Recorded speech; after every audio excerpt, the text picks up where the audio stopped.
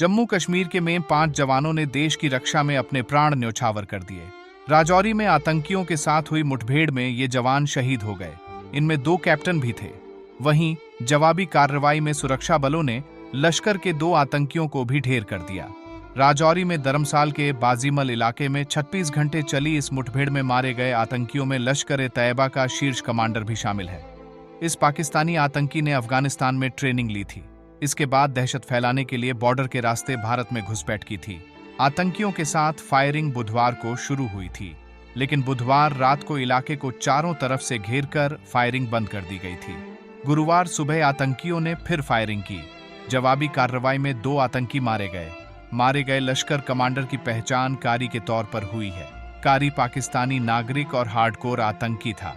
उसकी ट्रेनिंग पाकिस्तान और अफगानिस्तान में हुई। वह लश्कर का हाई रैंक आतंकी था।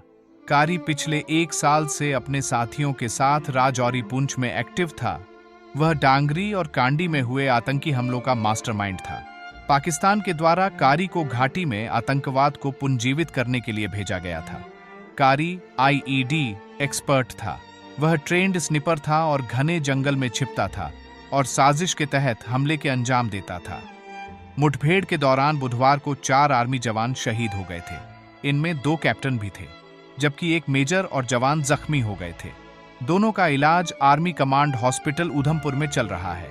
इस ऑपरेशन में शहीद हुए अफसरों और जवानों में captain MV Pranjal, Mangalore Karnataka, captain Shubham Gupta, Agra UP, हवलदार अब्दुल माजिद, पुंछ जम्मू कश्मीर, लांस नायक संजय बिस्ट, उत्तराखंड और paratrooper Sachin Laur, Aligarh UP शामिल हैं। सेना की व्हाइट नाइट कोर ने ट्वीट कर कहा कि खुफिया जानकारी के आधार पर रविवार को राजौरी के गुलाबगढ़ जंगल के कालाकोट इलाके में सर्च ऑपरेशन शुरू किया गया था। 22 नवंबर को आतंकियों और सुरक्षा बलों के बीच फायरिंग हुई। इसमें आतंकवादी घायल हो गए थे। इन्हें सुरक्षा बलों ने घेर रखा था, लेकिन सेना की परंपराओं का ध्यान रखते हुए ऑपरेशन के दौरान महिलाओं और बच्चों को बचाने की कोशिश में इन जवानों ने बलिदान दे दिया। राजौरी में सर्वोच्च बलिदान देने वाले जवानों में कैप्टन एमवी प्रांजल भी शामिल हैं। कैप्टन प्रांजल 63 राष्ट्रीय राइफल्स में तैनात थे। कर्नाटक के मैसूर के रहने वाले सेना के अफसर कैप्टन प्रांजल सिर्फ 28 के थे। वे मंगलोर रिफाइनरी के पूर्व एमडी वेंकटेश के इकलौते बेटे थे। प्रांजल की शादी 2 साल पहले बेंगलुरु की अदिति से हुई थी।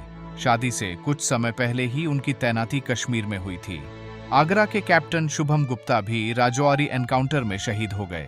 कैप्टन शुभम के पिता बसंत गुप्ता आगरा में डिस्ट्रिक्ट गा